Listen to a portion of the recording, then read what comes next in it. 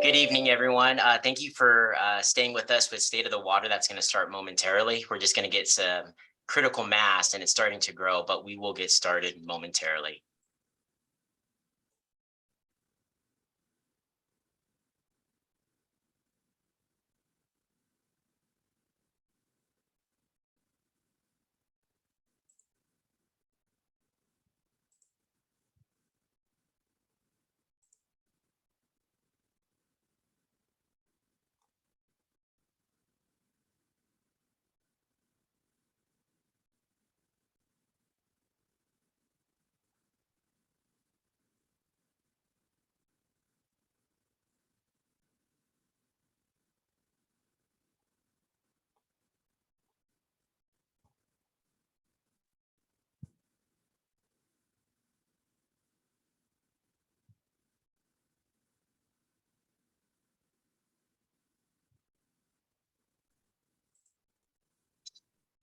All right.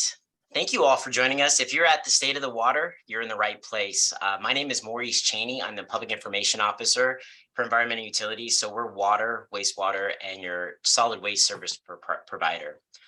Before we get started, and before I present Sean Bigley and Bobby Alvarez, who's going to be speaking tonight, there's just a couple of housekeeping items. So we can go to the next slide.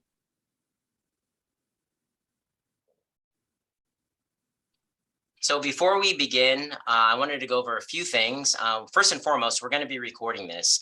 So it's going to be placed on the City of Roseville website and also our YouTube page. So if time and inclination allows, you want to go back to it, or if you know someone who missed it, certainly that will be available in the next week or so. And if you have questions, on the screen here is a screenshot of the Q&A function. So if you have questions, and certainly don't be coy about it, share with us some of the questions you might have during or along the way. And we will make sure to either answer them live at the end, or we will make sure to answer them during. We have folks in the background who's going to be responding to some of the questions. So we'll try to answer each and every question, but if we don't, just know that we're going to get a transcript of all the questions that have been asked, and we will make sure that those questions are answered and placed on our website once we have them available. So with that in mind, I'm going to turn it over to Sean Bigley. He's our Assistant Director of Water for Environmental Utilities, and he's going to step us through the agenda for today, also introduce our director, as well as Bobby Alvarez. So take it away. All right. Well, good evening, everybody. Really appreciate everybody attending the State of Roseville Water presentation tonight. So my name is Sean Bigley. I'm an Assistant Director for the Environmental Utilities Department within the City of Roseville, and I oversee the city's water utility. With us tonight is Rich Plecker. He's our Director of Environmental Utilities, and as Maurice said, it's a utility that not only contains the water utility, but also wastewater, waste services, and some other related programs within our department. So again, just appreciate the opportunity tonight. And what I wanted to do is really just go over what topics we're going to cover during tonight's presentation. First, I just want to cover a brief history of water in Roseville. I think it's very important and it provides context for this conversation tonight. Then I'll cover current water supplies. The next is discussion of drivers of drought conditions and how we're managing the drought currently. Go over some anticipated impacts of climate change based on some recent studies that have been conducted working with the Bureau of Reclamation. And then ultimately how we're going to be adapting to changes in the climate in the future with respect to infrastructure investments. Next slide, please. So first, again, I think it's important for us to understand the history of Roseville in regards to water. And it kind of basically provides us with a good indication of the pathway that the city has taken in the past and where we are at today, and ultimately where we need to go in the future. So like many communities in California in the late 19th century, many of the water needs were serviced by mostly by backyard pumps, but other infrastructure. And this was really prevalent in the early days of Roseville as it became a community. Eventually, a water franchise was granted to the Hemphill and Leahy company, who had earlier had been granted an electric light franchise in the city of Roseville. They started their operations in the fall of 1906, and they were known as the Roseville Water Company. They had two reservoirs, one which held 8 million gallons, and they commenced building water mains and pipes in the city of Roseville. So based on changing conditions, Roseville at that time was a growing city, and essentially during that time, there was efforts to purchase the Roseville Water Company through bond issuance. It ultimately wasn't successful. It failed to pass in 1922. However, soon after that point in time, there was extensive negotiations with Roseville Water Company. And ultimately, that water company was sold to the city of Roseville in 1934. Just to give perspective, the first foreman for the city water department made a salary of $175 a month. And the city, working with a $20,000 appropriation together with a $19,700 WPA grant, were able to fund a program to provide other water system improvements, such as new pipe installation and other needed repairs to the system. After that, in the coming decade, this is really when discussions about obtaining water from Folsom Dam began within City Hall. So during that time, while the city was contemplating accessing water supplies from the American River, that ultimately turned into a construction of Folsom Reservoir, the city's water supply largely consisted of a 7,000 acre foot per year surface water supply via PG&E's Boardman Canal system, as well as several groundwater wells. And to the right on the screen, this is really what those wells look like at the time that did provide water to Roseville as part of the infrastructure. Next slide, please. So with the construction of Folsom Reservoir starting in October of 1948, the city of Roseville engaged the State Water Board process to obtain its own water right to water from the American River via Folsom Reservoir. Simultaneously, the State Water Board received many competing water rights applications for water that would eventually be stored at Folsom Reservoir. Ultimately, in 1956, the State Water Board opted to dismiss competing water rights applications and granted the U.S. Bureau of Reclamation, a federal agency, the water rights that would eventually be used to store water at Folsom Reservoir. Next slide, please. So with that decision made, the city of leadership at that time engaged in negotiations with the Bureau of Reclamation to secure a 40-year long-term water service contract with Reclamation. After several years in negotiations, the city council approved a 40-year water service contract with the federal government that became effective in 1971. Next slide, please. However, to access Folsom water, city leaders focused their energy on building a pipeline and a water treatment plant in Granite Bay. After securing financing for a water treatment plant and several years of construction, the Barton Road Water Treatment Plant began treating Folsom Reservoir water in 1971. This, of course, was a watershed moment for the city of Roseville and community leaders because it allowed for community and economic growth to occur in the city of Roseville at a larger scale by essentially quadrupling available surface water supplies to Roseville.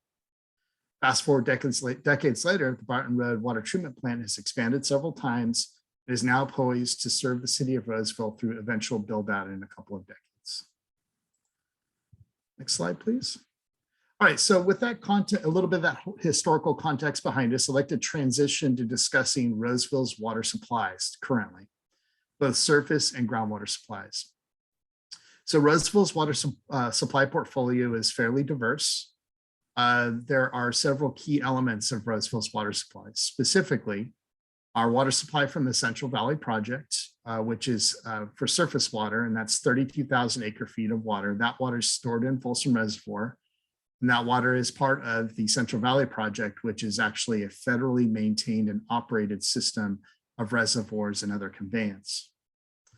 Upstream of Folsom Reservoir, there we have access to Placer County Water Agency Middle Fork Project water of 30,000 acre feet in total. And that water actually is conveyed down the American River and actually wheeled through Folsom Reservoir, through the intake at Folsom Reservoir, and ultimately to the Barton Road Water Treatment Plant.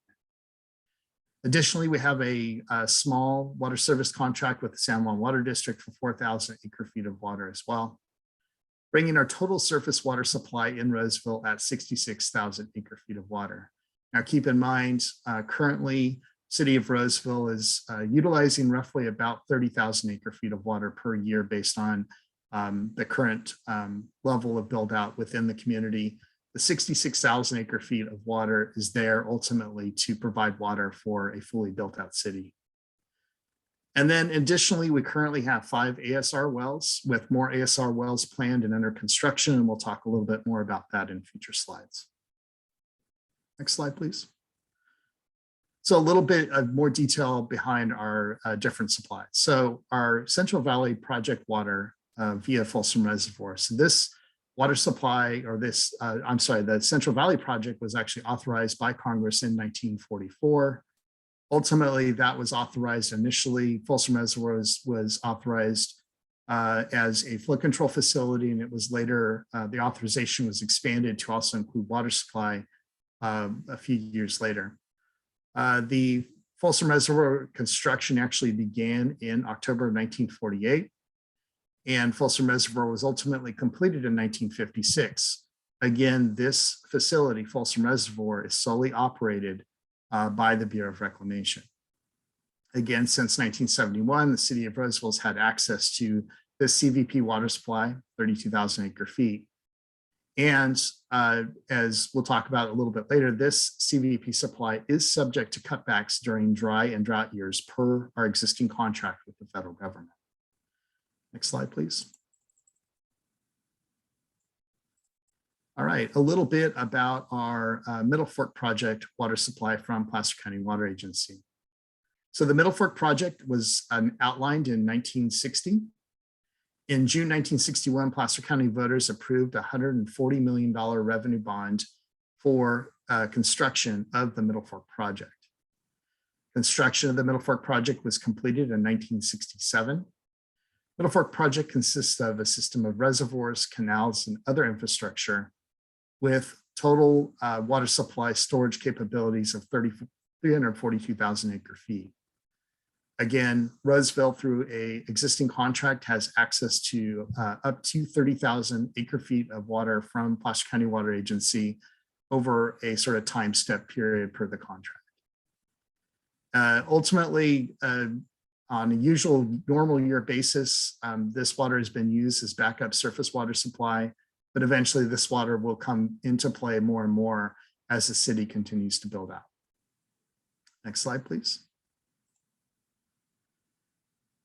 Okay, now I'd like to cover the other aspects of Roseville's water supply, specifically groundwater via our innovative Aquifer Storage and Recovery groundwater program. So our Aquifer Storage and Recovery, or ASR, groundwater well system development began in the early 2000s. And at that time, it was a very innovative project, very unique, specifically for Northern California. The wells are actually designed to both extract water, but also store water on an active recharge basis. We currently have 5 Aquifer Storage and Recovery wells in our system. We have 2 more that are under construction currently and are slated to be completed by the end of this year. 2 more additional wells will be worked on and ultimately completed in 2025. And then the last 2 groundwater wells we have scheduled to be completed in 2027. These wells are used as backup for supply cuts during droughts and emergencies. But we are also looking and have been actively using the wells in the context of recharge as well when those opportunities do occur during years where Folsom is in a situation where they might have unstorable water because of flood control concerns or during wetter years. So from here, I'll ask Bobby Alvarez, our Water Conservation Administrator, to take it from here and cover current drought conditions. Bobby? Thank you, Sean. As Sean mentioned, my name is Bobby Alvarez, and I am the Water Conservation Administrator for the City of Roseville. And I appreciate the opportunity to be able to present to you tonight. I'll be covering a little bit of the lake conditions, drought conditions, and how we manage drought. And on the slide that you're looking at now, here's Folsom Lake storage levels. The dark blue line is current. As of yesterday, Folsom was at 418 feet elevation. The blue shaded area is historical average. You'll notice on the other lines how the releases from the lakes have been a bit more gradual, but this year that is not the case. Next slide, please. Part of the reason for the aggressive release from Folsom is that we are an integrated system. Even though Folsom is at 88% of historical average, which is really good, California other lakes up north are not so lucky. As you can see, Shasta is at 56% historical average, and Oroville, our other very large lake up north, is at 62% historical average. Folsom has to recover some of the loss due to other lakes not having the capacity. Next slide, please. At full capacity for Folsom Reservoir, the lake elevation is at 466 feet. We almost have a million acre feet in storage. The water supply intake, which is the red line, is at 317 feet, which is the line that supplies water to our water treatment plant. But at 330 feet, the pump station cannot be operated due to daylight. We have to draw water from colder water deeper in the lake. This is why we keep a very close eye on the operation of the lake, and is what drives our decisions making decisions on drought stages. Thank you. Next slide. In talking a little bit about elevation, as you can see, the current elevation is slightly higher than what this forecast is showing you from the Bureau. It shows 397, and currently we're at 418 feet. Through December, it's anticipated to drop approximately 50 feet. The good news is that it will still be 38 feet from the level that we won't be able to draw via the water supply intake at the lake. Next slide, please.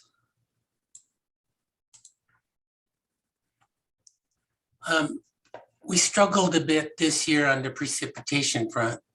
The shaded blue is historical average, and as you can see from the dark blue line, it shows below average at 41.4 inches of rainfall.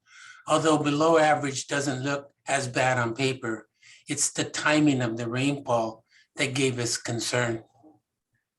Next slide, please. We had a really wet October and December, which is great, but the winter months rainfall is what develops into snowpack in the Sierras. January, February, and March, as you can see, had less than 3 inches of rainfall, which on average should have been closer to 26 inches. Next slide, please. What we're also asked to do from the state is to watch our water reduction numbers. On the first slide, based on the current governor, we were asked to use 2020 as a base year. And as you can see, we've actually turned it around in terms of water reduction. And our current month shows that we're at about 11% less than the water that we used in July this time in 2020. The previous governor asked us to use a baseline of 2013 after our 2015 drought. And as you can see, if we were still using that base year, we would actually be closer to 20% reduction from what we used at that same time in 2013. Next slide, please. On gallon per capita daily, so back in 2008, as you can see, our gallon per capita daily was a lot higher than our population. The 2008 is when we started having our water efficiency programs like Cash for Grass, which is very popular. As you can see over the years, we've actually been able to get our GPCD lower. But in 2015, we had a pretty severe drought, which was our lowest actual GPCD usage. In 2016, we were getting out of the drought. 2017, 18, and 19, we were at about 17% reduction. So our GPCD had stabilized.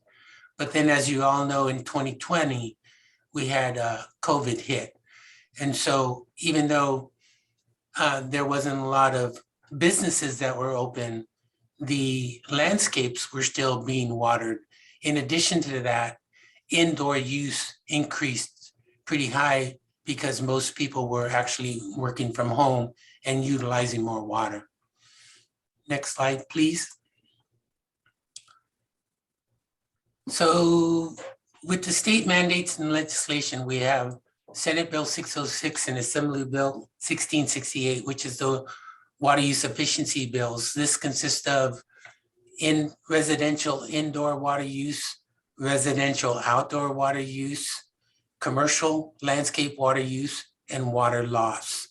We also have the governor issues statewide call of 15% voluntary conservation in July. And the very next month, a decision was made within the city of Roseville to do a mandatory 20%, which is a stage 2. The governor proclaimed a drought state of an emergency in October of 21, adopted the emergency regulation, and went into effect in January of 2022. And then the water conservation emergency regulation, which was phase 2, which in June of 2022. That phase 2 includes a supply and demand assessment, the implementation of conservation actions, and non-functional turf, which is basically reviewing all of the areas that have turf that is not used for functional use and not water these areas. It is important to note that in these areas, the areas that have trees that are considered non-functional, we want to keep those trees alive and we want to continue to water the trees. Next slide, please. So managing the drought. So based on some of the slides that I showed earlier, our current hydrological conditions allow us to meet reasonable water demands for this year. But we're having extremely dry weather conditions. And as many of you know, just walking outside, it's pretty warm outside. Urban water use is primarily driven by outdoor use. So it's important to remember that, you know, when watering outdoors, that last I checked, it was about 62% of your total water use in the summertime. And then customers responding to weather conditions can mask the water savings. You know, it's warm outside and your first instinct is to go outside and turn on the sprinklers. There was a regional focus group, which all the groups in their messaging were really focused on drought fatigue. And then it's important for us to remember that we have to be very selective and strategic on how we do messaging, both locally and statewide.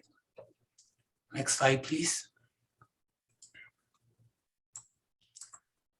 So, you know, as I mentioned, reduce water use outdoors based on the season.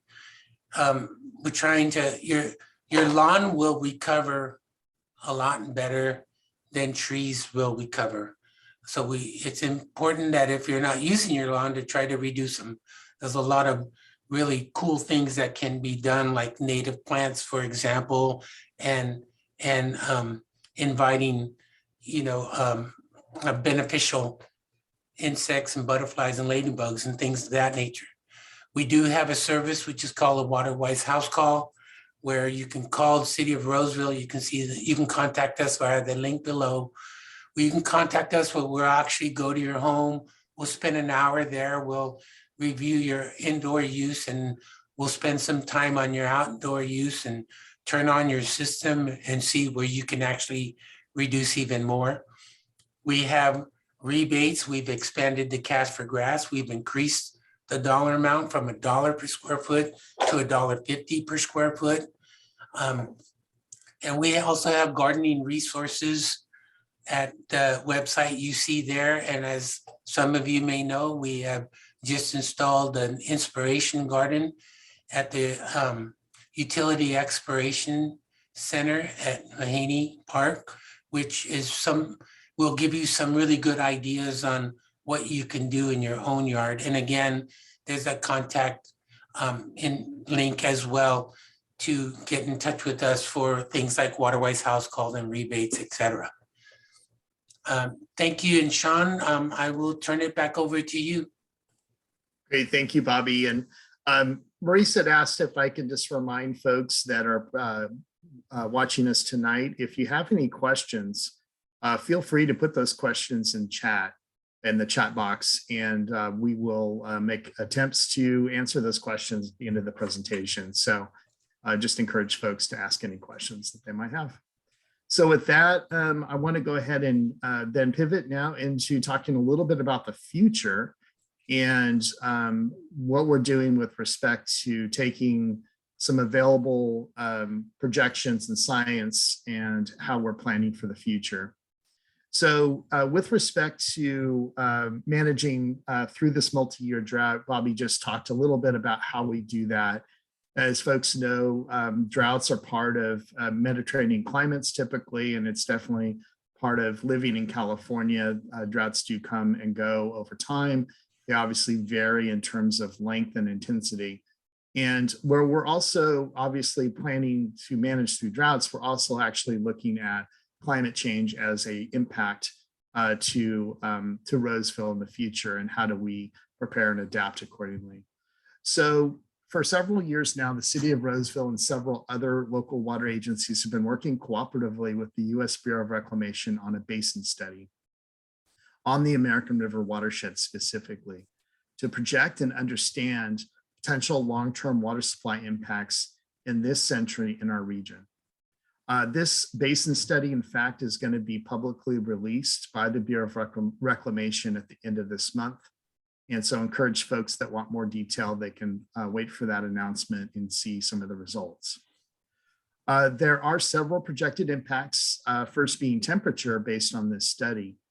What they did in the American River Basin studies, they actually took climate change models and they actually downscaled those models to be specifically focused in on projected climate change impacts on the American River watershed. One big conclusion from that study is that there is a projected by the end of the century increase in temperatures within our watershed of 5 to 6 degrees, with the most acute impacts actually being in the upper watershed. So as you can see in this graphic here, the darker colors indicate higher temperatures.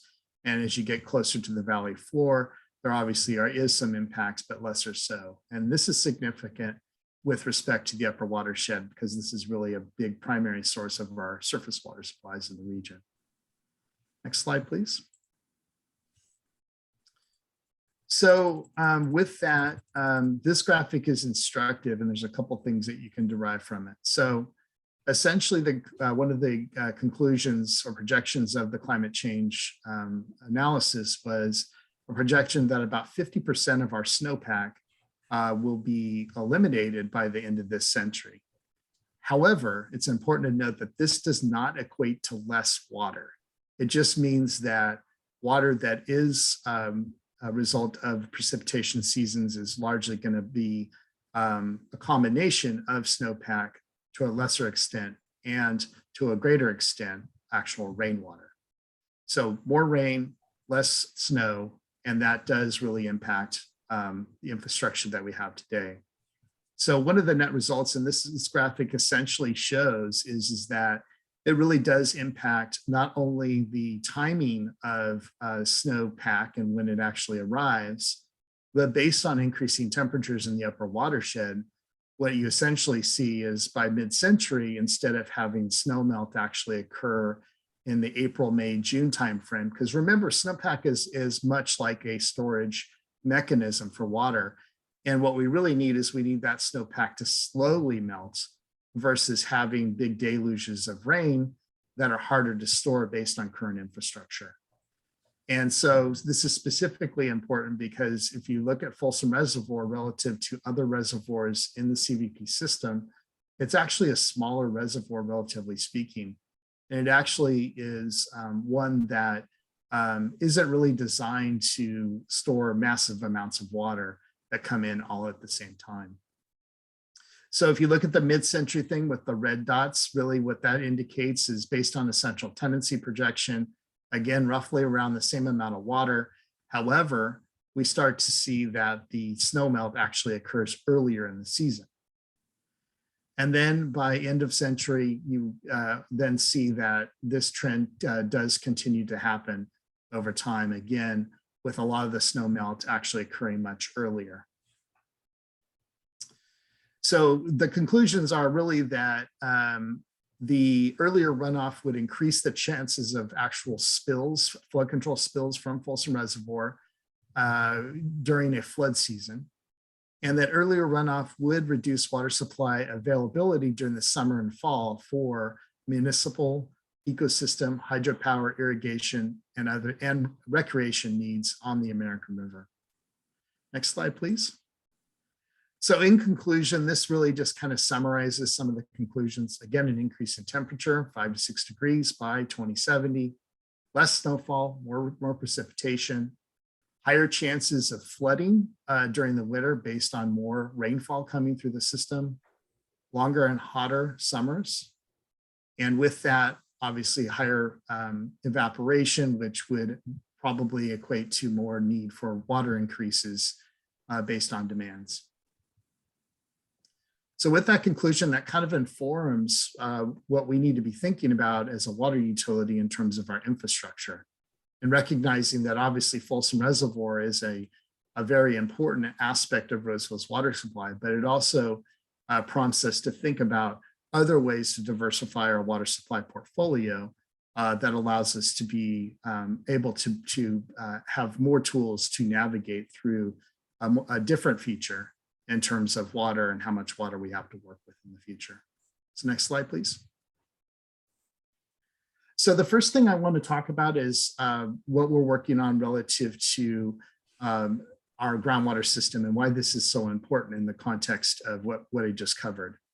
So again, our aquifer storage and recovery program is continuing to advance, as well as having active capital projects underway to add more ASR wells into the system. So later this year, we anticipate that 2 new wells, again, will be completed in West Roseville and will come online.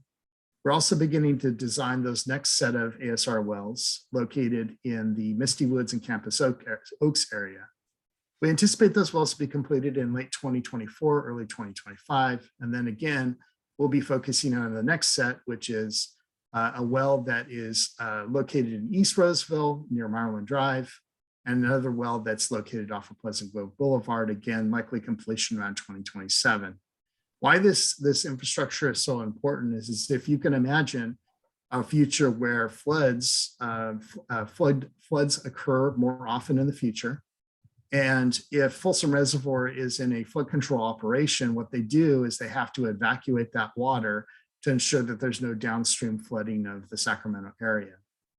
Where this is an opportunity for the city of Roseville is through our water service contracts and other mechanisms, is that there's excess water that would normally flow out to the Pacific Ocean. If that water is available and is in excess, what we would essentially do is turn on our aquifer storage and recovery wells and begin recharge operations. We're actually actively storing available surface water, excess surface water underneath the groundwater basin. And essentially it acts as a bank for us to save water during wetter times, wetter years, that would ultimately be able to be used during future drier or drought periods where we can extract that water for later use. So there's a tremendous amount of potential there. And we're continuing to develop our aquifer storage and recovery program as we have for several decades now. And it's a very important aspect of our water supply portfolio. Next slide, please. A couple other things. So on a larger scale, we're also working with our regional partners to find alternate access to currently available water supplies to develop redundancy and reduce risk related to surface water supplies that go through a single intake at Folsom Reservoir.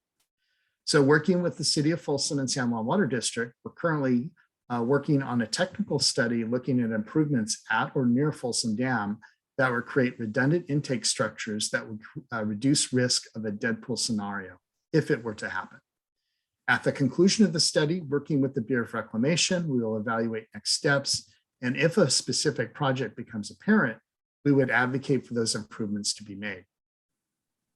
The next project is actually working with our neighboring agency, Placer County Water Agency, with really two major initiatives.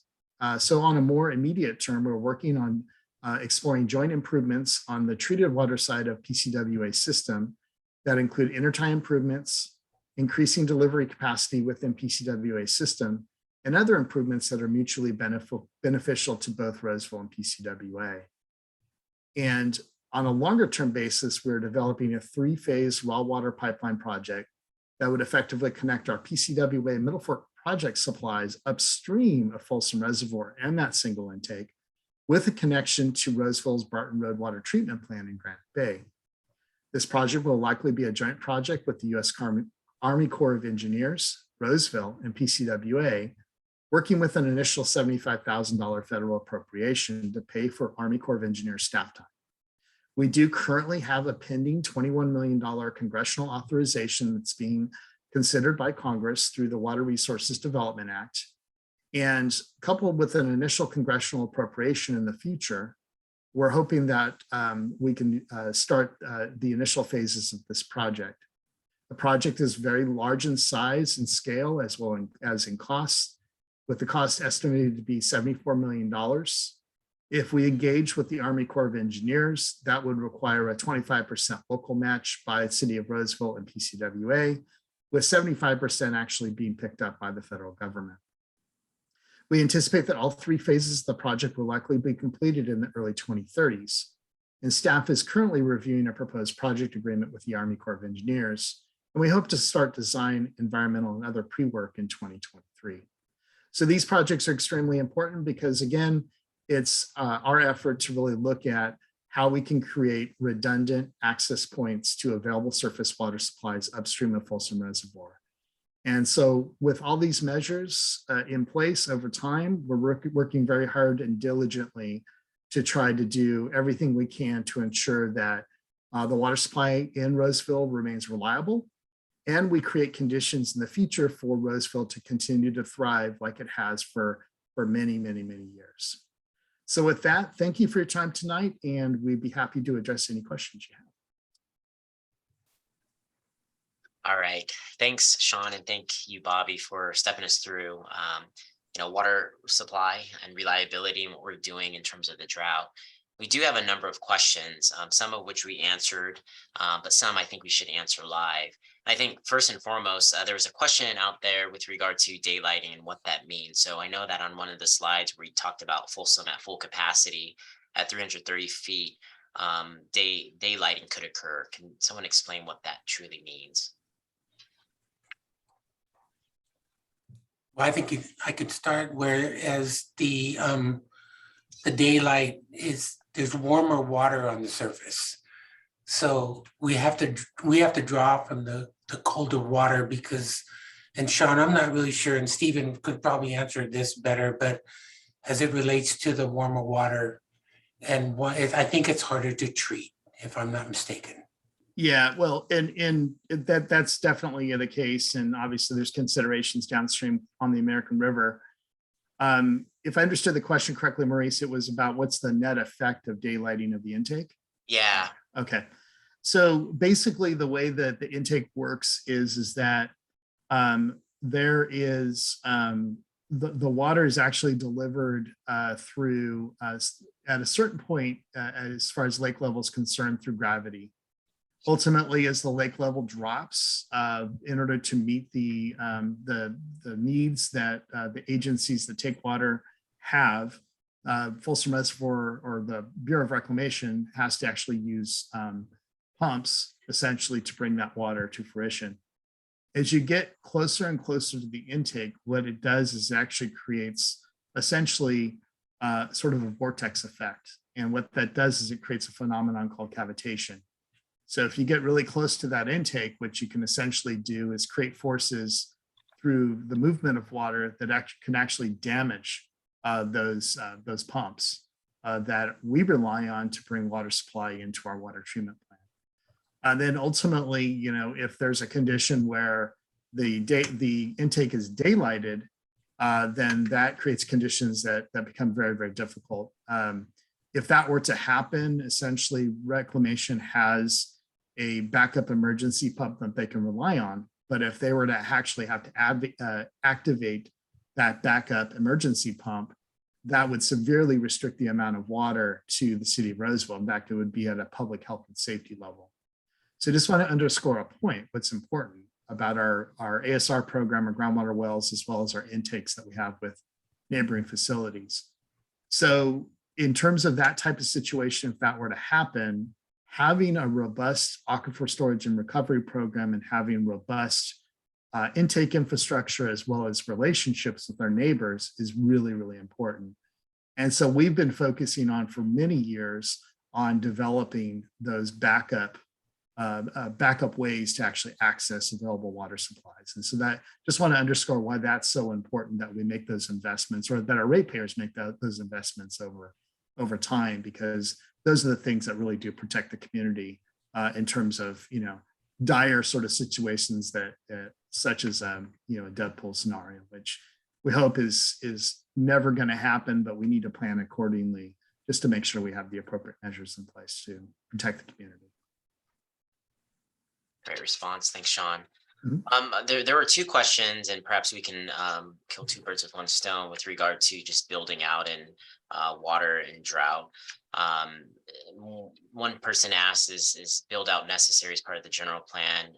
Will that increase opportunities for more drought? And very similarly, someone else asked about building in West Roseville. Yeah, they're great questions. We get these questions often. In terms of environmental utilities and our role essentially, our mission really is to ensure that water supplies are available to meet the needs of the community. And in terms of how development ultimately works, we have the general plan, and those water supplies are essentially made available to meet those general plan needs that have already been identified. That's something that legally has to be done before decisions can be made by our city council. With respect to other areas of the city, West Roseville is a great example, Sun City, a lot of those areas, those were actually built on specific plans. And in addition, those specific plans, as they were developed over many years, in order for those specific plans to be developed, a water supply actually had to be attached to those projects to supply the water needed for those areas of the community. So I think oftentimes there's a lot of confusion about how water supply works. I think sometimes a lot of folks feel that it is a sort of a zero-sum game where people are added, therefore they're taking the fixed pie of water that's available. Yeah. Really, the better way to think about it is that as each specific plan was added to Roseville, actually a new block of water supply is added with each specific plan that comes online. Inherently in water supply planning, if we have a drought situation, this isn't unique to Roseville. If we are in a drought situation like all the other communities in California, we do have to activate drought stages to manage through those circumstances. And that's a practice that's used across all water utilities within the state of California. So it's not a unique situation. Hopefully that addresses the question and provides some context. And that kind of, go ahead, Bobby. I was just going to add one other note to that, in that we also have, the state had implemented Senate Bill 1881, which is the Water Efficient Landscape Ordinance. So any new building is required for residential and commercial that you have to abide by the WELO ordinance, which is you have to have water efficient landscape equipment like the controller and nozzles and drip lines, in addition to not being able to install only a certain percentage of your landscape area in turf. So that also helps with the reduction of water. Stuff. And then speaking of all of our drought stages, one person asked, and I think we can answer it based on the different drought stages that we can deploy. But will there ever be moratoriums in place for residential pool construction? I think that is articulated in our drought stages, right? Over time. Yeah, so it is articulated in future drought stages in terms of how that's managed. At this point in time, it's not contemplated in the stage 2, and what we have to do is really kind of assess what the water supply situation is before we elevate any drought stages or even bring it back for that matter. But at this point in time, stage 2 is what we're working with. Very cool. Yeah. There's 6 more questions. I know we have time, so I'm just going to run through these. But this has to do with, additional storage. We always talk about and hear stories about the need for additional storage, and we ultimately agree. But the question was, is there any consideration for another dam further upstream that could help with early snowmelt runoff and keep it from spilling over at Folsom? I don't know if you want to talk a little bit about sites too, Sean. Yeah, so just to address the initial question about additional reservoirs being built upstream, I'll just, and this isn't to say that I necessarily agree with the way things are, but I will just say that reservoirs, typically traditional surface water reservoirs, are very difficult to build in the state of California, and it's just sort of by nature of sort of the environment, the regulatory environment, and sort of the desire in terms of what types of infrastructure are embraced. And I would just say for the city of Roseville, the way we approach and look at it is we really think that it's an all of the above really should be considered. Surface water storage, new projects, really important. Groundwater storage projects, important. Investments in expanding recycled water, also very important. I will say one thing that Roseville has been very active in is actually part of the Joint Powers Authority is the Sites Reservoir Project, which I'm sure many folks have heard about. That project is actually northwest of Roseville. It's located near the town of Maxwell. That project actually is an off-stream reservoir or a proposed off-stream reservoir that we feel and our city and our city council feels holds a lot of promise in terms of increasing available surface water storage in the state. What's unique about Sites Reservoir is actually built more to capture sort of rainwater events versus snowmelt events. And so I think it's sort of a modern twist on your reservoir project. And so Roseville's been active on the Joint Powers Authority with a participation by our council members. Working with Placer County Water Agency, we actually share a board seat with that agency. And so we have for roughly about 5 years now, we've actually been very active in terms of trying to advocate for the project and really do what we can to hopefully get that project in place. I will say that the project is catching its stride recently. They're actually making good progress in terms of gaining some key supporters on the project, and they're also making good strides in terms of actually getting the project financed. Reservoir projects are very expensive, and they've actually made some really good progress getting both state and federal dollars moving on the project. So I would say, from a Roseville standpoint, we feel very bullish about the project. We think that it's gained a lot of momentum. And, in terms of actual benefit for Roseville, although we won't get a direct water supply from the reservoir per se, adding more surface water storage in the system and having that interconnected with the Central Valley project provides the benefit of taking some pressure off Folsom Reservoir as a responder reservoir within the CVP system. So with that being said, yeah, that's kind of our approach with respect to surface water storage, all of the above. Yeah, good answer. Are arrangements being made to support water flow in Roseville creeks, specifically in Linda Creek, Kirby Creek, Dry Creek? I know for sure we do for Linda.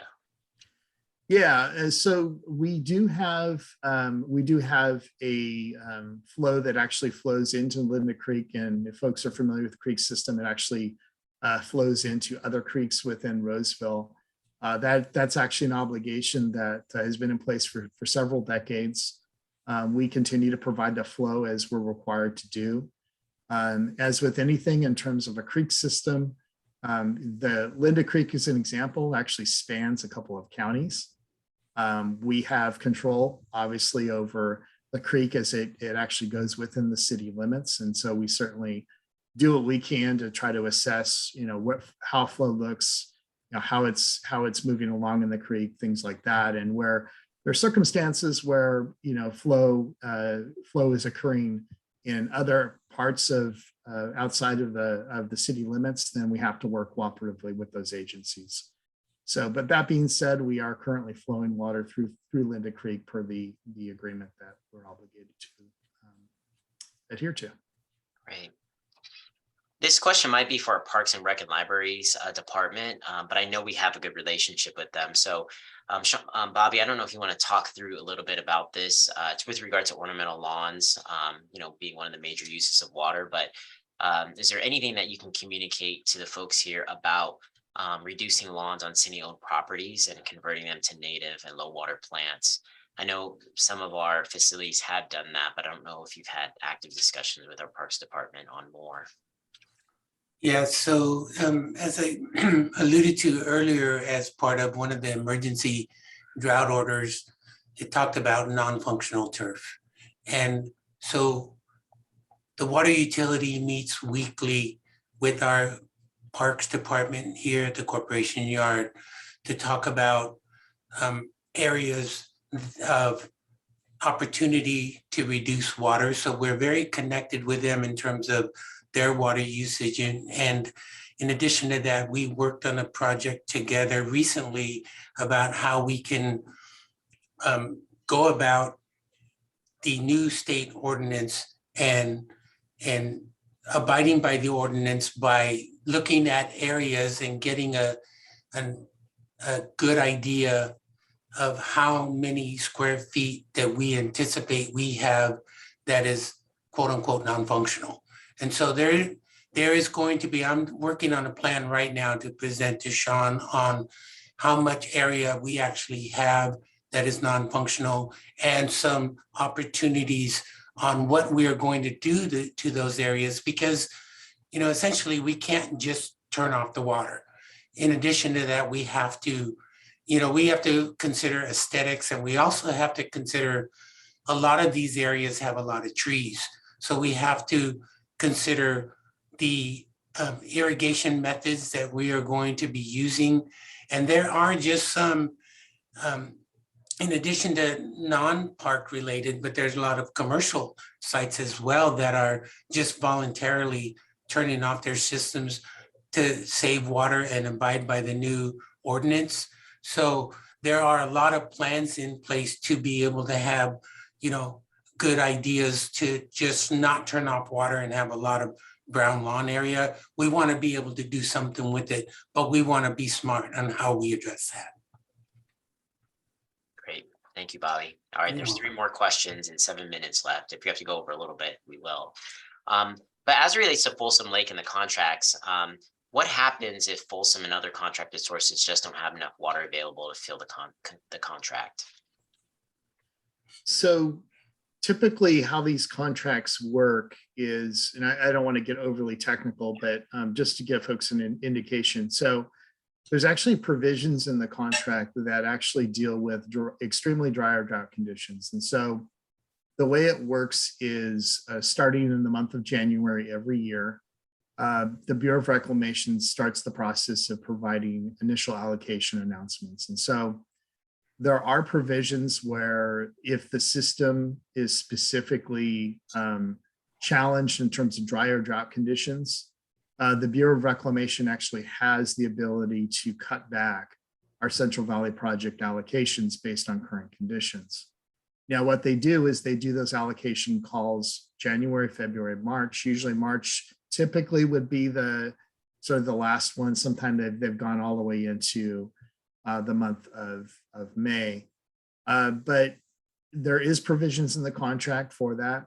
In that particular circumstance, what we have done is when we have a cutback and we have to make up that water to provide water for our customers, that's when we actually rely on our contract with Placer County Water Agency. And that's why that contract is so important.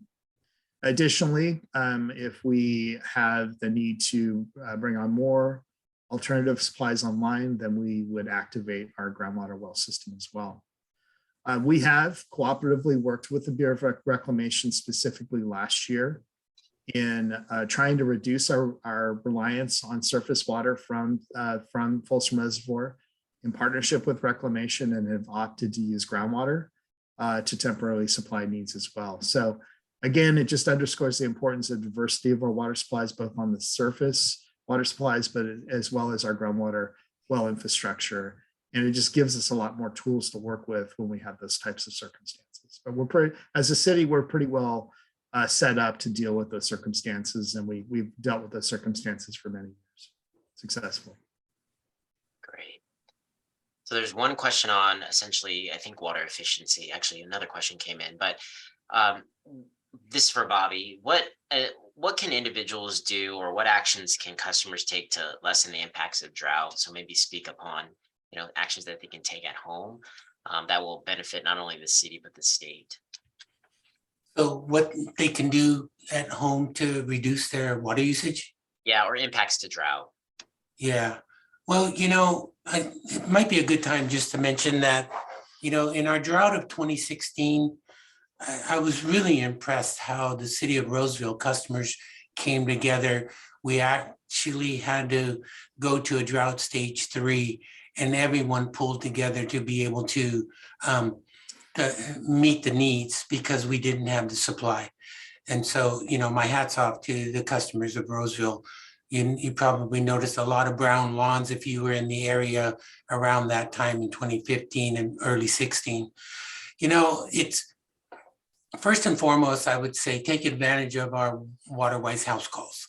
You're going to get that one-on-one expert opinion of folks that have studied soil science and plants and water efficiency equipment to be able to guide you through some of the methods that you could use at your own home that are really quite simple. And in addition to that, they will check your meter. They will check for leaks. We have our rebates. We even now have a toilet rebate. And so there's a lot of things that we can help with to guide you through how you can, lessen the impact and still be able to, because a lot of the water use is outdoors. In most cases, people just inherently water about 30% more than they actually need to water. So we can help guide you through how you can do that and still be able to maintain your landscape, since that's where most of the water is being used. So I hope that helps to answer that question, Maurice. No, it does. And 2 other questions came in with regard to water efficiency. One had to do with if we have more soil moisture meters, which folks can check before they water. And we do, in fact, starting next month at our Utility Exploration Center at 1501 Pleasant Grove Boulevard, you can actually pick up one for free. And we'll make mention of that as well after this. And then one other question, which I don't think we do offer it at this juncture, is can a rebate be offered for weather moisture-based sprinkler controllers? So I know we've done that in the past as a region, but is that something that we might contemplate coming back in the future? So the answer is yes. We will contemplate that in the future. And, there's a possibility that there may be an opportunity for that to come sooner rather than later. So please keep an eye out on the Roseville website for that. Great. And then one question came up, which I think it deserves a really comprehensive answer. Probably not quite, but could there be a shortage of reclaimed water, recycled water? I mean, I know it's based on seasonality, right, to some degree. But if Sean, any insight you might have on recycled water and shortages? No, I just it, probably not super complicated, but the answer is no. I mean, in terms of just the capability, in terms of providing supply, I think there's definitely a lot of opportunity there with respect to recycled water. It's a fairly resilient and drought-proof supply. And I think over time, certainly we're always looking for those opportunities where we can put that available supply to recycled water use in the future. But I think the simple answer is, we'll continue to do that and make that water supply continued drought resilient supply that can be used in the community, specifically in West Roseville. Okay, perfect. And another question with regard to recycled water, and I think we might be able to call it good because there's no other questions that might have come in. Rich might be answering it, but I'm going to pose it anyway to either of you. This person lived half their life in England, where household use of recycled water is not questioned. Recently read that a proportion of recycled water in Roseville is released unused. Is household use of recycled water a technical health challenge or more of a psychological challenge? And what can we do to minimize both? So I guess it depends on, I don't know if the question is regarding like gray water systems and utilizing gray water from washing machines, et cetera, or if we're talking about recycled water systems that are plumbed to homes. But, I think the first answer in terms of gray water, I think certainly gray water is something that is utilized in some communities. Part of the challenge with the use of gray water is that our stormwater discharges are highly regulated by the state of California. So unfortunately, we have some conflict between the desire by some community members to utilize invest in gray water systems, utilize gray water to meet needs. And if we have discharges, then it becomes an issue on the city side in terms of how we manage that. So currently, we're not really looking at, having those types of uses necessarily in the city of Roseville. Based on that consideration, it's more about the regulatory environment, unfortunately. In terms of recycled water systems plumbed to homes, that's really nothing that's really been contemplated in terms of how homes are developed in Roseville. I think as a utility, we're going to remain focused on providing the supplies to golf courses, medians, parks, and those types of uses. It's probably the most efficient way to use recycled water. All right, and I swear this is the final question. This person actually asked the question with regard to the types of development that's occurring. You see a lot of trends towards like multifamily, higher density, but the concern is that there's more development of single family homes occurring along baseline. So I know that we can't answer that fully. I mean, you articulated how we're the water provider, but perhaps talk through like how do we coordinate with our development or planning department and how we're working together to address water issues and concerns. So yeah, shed light on there. Yeah, so I mean, initially, what you have is proposals that actually come through our planning department and our development services department, and ultimately, we're working in close coordination with them in terms of trying to understand what the intended use is, how does it fit with the existing specific plan or general plan, depending on the type of development. And really just making sure that, everything that needs to be done in terms of doing the appropriate water supply analyses, water usage analyses, those are things that we have to work in close coordination with them on developing. But those interactions happen on a daily basis. If anybody knows sort of where development is in Roseville, there is a level of activity that has been sustained for a number of years, and those relationships with our brother and sister departments in the city of Roseville remain strong, and we have to do that in order to make sure that we're following laws and making sure that projects are properly vetted before they go in front of city council to be approved. Very good. That is our time. That's all the questions that we have. Thank you everyone for joining us today. Thank you, Sean and Bobby. And as mentioned, this is going to be recorded. It's been recorded. We're going to post it on our YouTube and our city webpage, as well as any questions that we were not able to answer. I think we got most of them, but we'll do a recap of all the questions that were asked anyway.